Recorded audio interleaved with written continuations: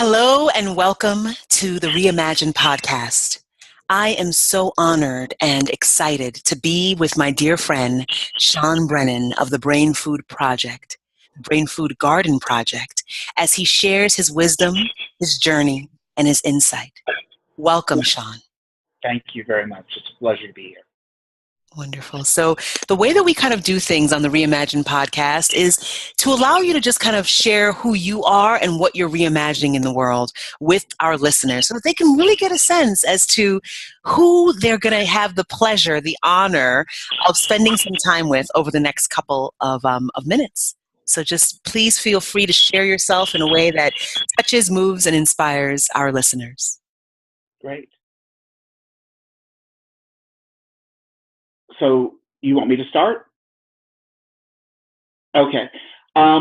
So I've been thinking a lot about your theme this year because reimagining is something that I've had to do and reimagining my dream. You know, I'm fourth generation restaurateur, and my life really surrounded and revolved around my love and passion for the food and beverage industry. And I had a fairly successful career. I worked for a lot of amazing properties and did a lot of amazing things. Met some of my heroes like Desmond Tutu, and just had this amazing journey in the restaurant business. And then I was diagnosed with manic depression. And the restaurant business affords mania. They love mania, but they really never have quite mastered how to learn to deal with somebody who has depression. And during my first hospitalization, I was told by my doctor that I probably would not be able to go back to the business again because of the stress and the anxiety. And for someone who only knew that business their entire life, I was literally lost. And I needed to start thinking about reimagining my dream. And for me, I knew it had to revolve around food. And so like a lot of us journey back to, I think, when we're lost, we go back to our roots. And for me, that was looking at my grandmother and my grandfather, who were urban gardeners when they lived in Fort Lauderdale. And when they moved back to Georgia, they ended up having a very large organic garden. My grandmother had survived something that wasn't talked about back in that day, which was postpartum depression. And I remember thinking back how she survived that, and it was in the garden. And I also started thinking about food and the fact that when I was growing up, food didn't have preservatives and additives, and, you know, it came right from the garden. Every meal we had what I called the kitchen sink salad with every vegetable in it. And I grew up eating incredibly healthy and healthfully. And that changed over time. And so when I came out of the hospital, I reconnected. I started gardening, volunteer gardening, which I just found having my hands in the earth and the soil just lifted my spirit, lifted my mood. And I also cut out a lot of processed foods.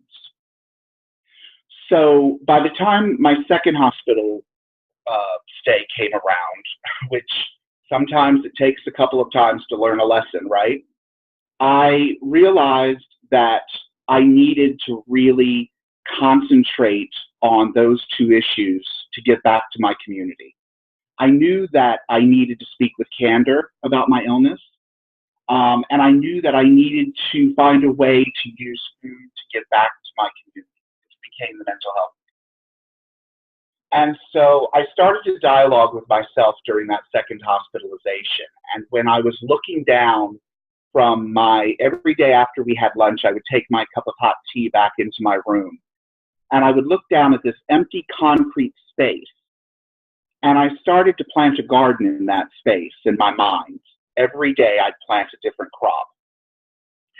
And I asked myself, why doesn't the hospital environment incorporate more healthful devices like that, which I later learned to call wellness tools, to really help people connect with different wellness tools and different ways of processing their journey through mental health. And that really started it. By the time I was discharged, I had created an entire garden that I looked down at in my mind's eye every day. And I decided that what I wanted to do was I wanted to work within the hospital system to make positive change. I wanted to create urban garden spaces that people who were in mental health care units, inpatient mental health care units, could literally use as a wellness tool while they were in the hospital, as well as going on unit and creating a dialogue, a conversation, not getting, the my plate slapped down in front of them and told how to eat, but to get a dialogue, an interesting dialogue started that would make people think differently about the food that they put into their body.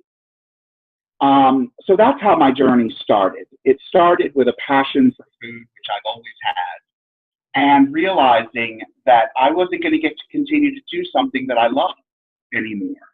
And how do you reimagine that kind of trauma? Because there is trauma involved when you've done something that you've been passionate about all your life, and all of a sudden that's gone.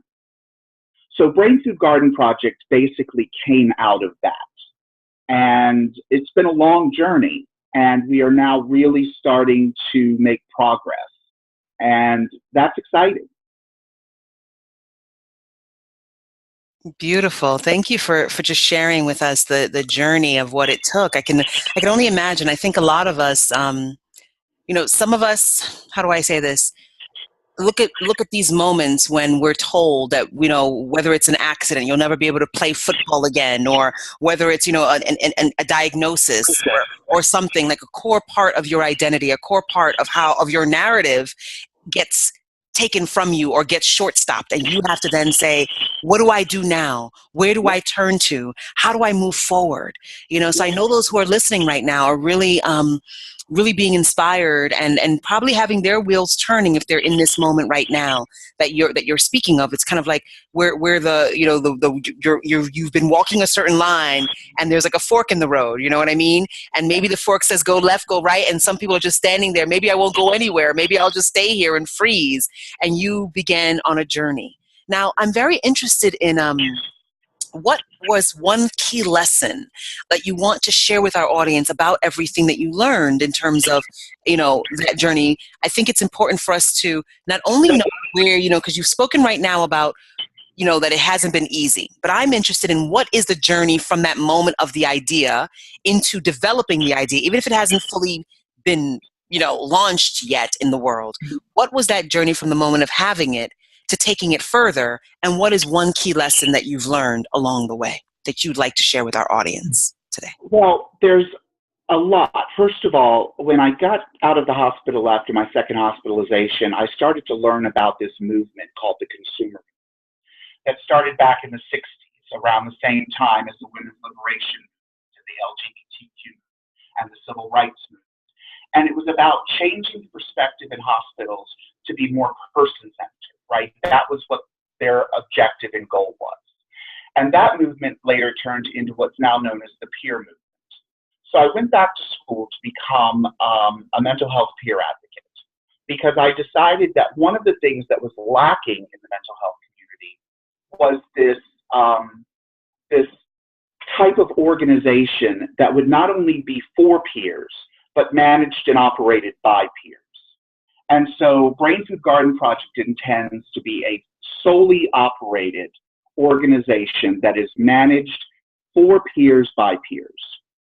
Now that's a really good question. What lessons have I learned along the way? I could write a book, and you've inspired me, and I probably will start working on one because I'm very impressed by your book.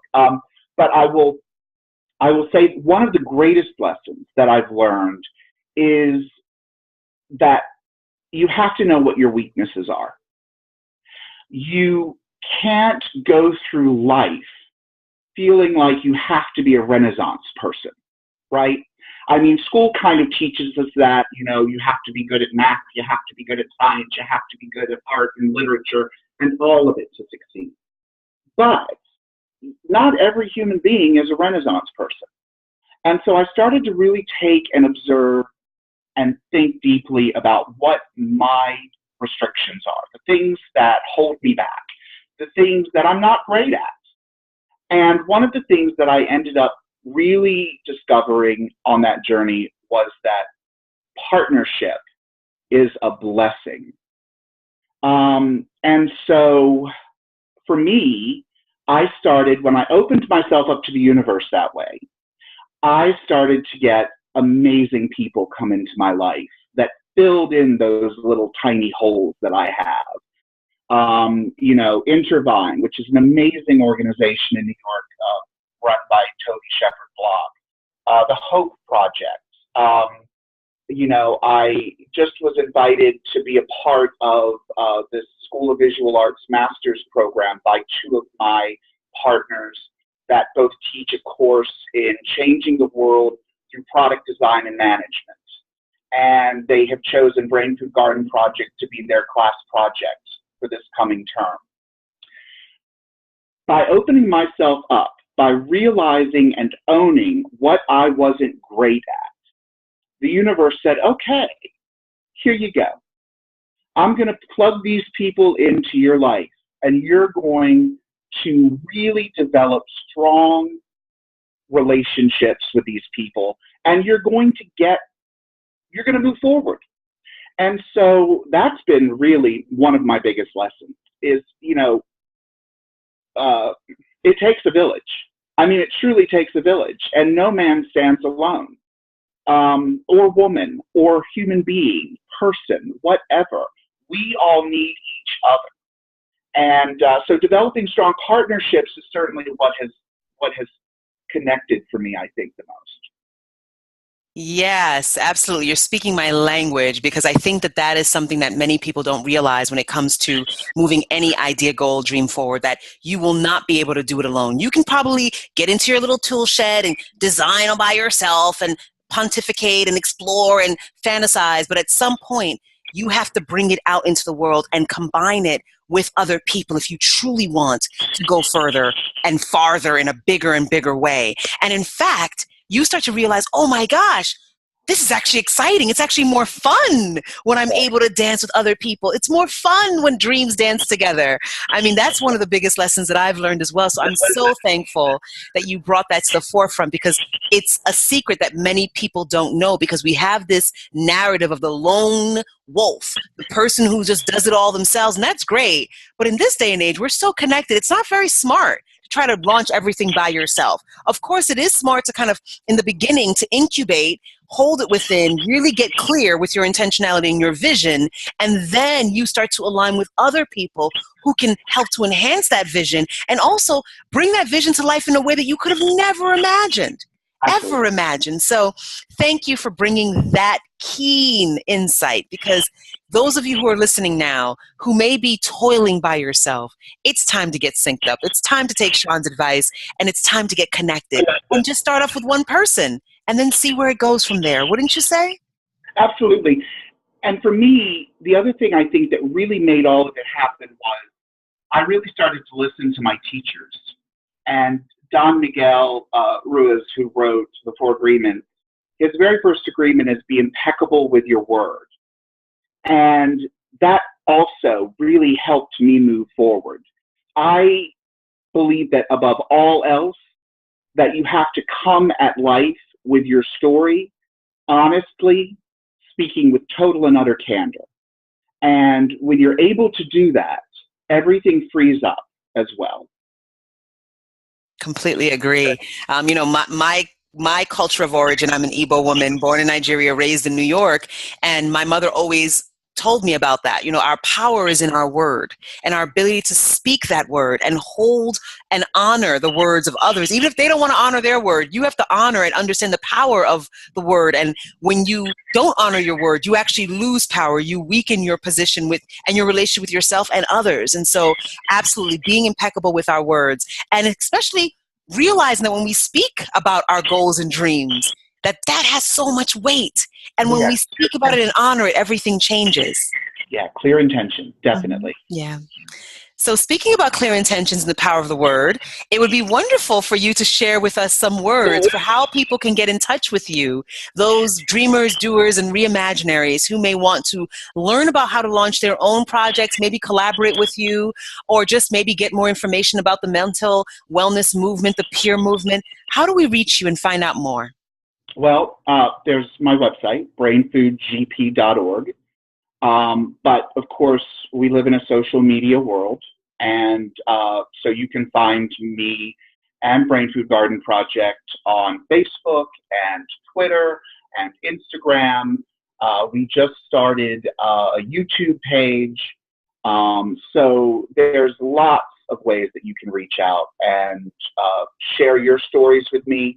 We have a wonderful hashtag called Candor Saves Lives, where we share stories about people who are living their truest self through their mental health concern. And so there's lots of ways that you can reach out, and I hope that people will. I hope people will, touch base with me just to share their stories, if nothing else. Beautiful. Thank you for that generous sharing of your information and the ways in which people can get in touch with you. And so, I just want to thank you for being on this show. This is a new dream of mine, and I'm excited with all the people that I'm getting to meet and interview and learn about through this Reimagine platform. And thank you for being one of them. Thank you for getting the word out there that it's all about dreams, and that we all need to dream big. It's not a scary thing to say, let's dream big, So thank you. You're welcome. And I would add to that, not only just dreaming big, but also taking action, becoming the dream runner, right? The person who has taken the idea out of their mind and they're moving forward with it. And those sparks of inspiration that come off of you moving forward inspire others and activate them. Because that's what you're doing. By you moving forward in this way, you're inspiring others. And they're saying, whoa, maybe there's someone who's listening right now who has had some mental, health and wellness challenges. And they're like, wait a minute. Sean Brennan is out there launching great Brain Food Garden Project and getting trained in peer counseling, and he didn't just stay still. They're going to remember that, and even all of us have our moments of sadness and challenges, regardless of whether or not they last for longer periods or shorter periods. But just hearing that someone had this moment of 2 hospitalizations and this is what they did with it. This is how they were able to reimagine themselves and their dream. What's possible for me? So I know those who are listening right now are touched, moved, and inspired, and more than ever activated by what you've been sharing. And I look forward to hearing more about how you who are listening are reimagining your possibility and the possibility that exists out in our world. Please get in touch with me, and definitely get in touch with Sean, and looking forward to hearing more of how you activate in the world and how we can reimagine what's possible together. Thank you. Thank you.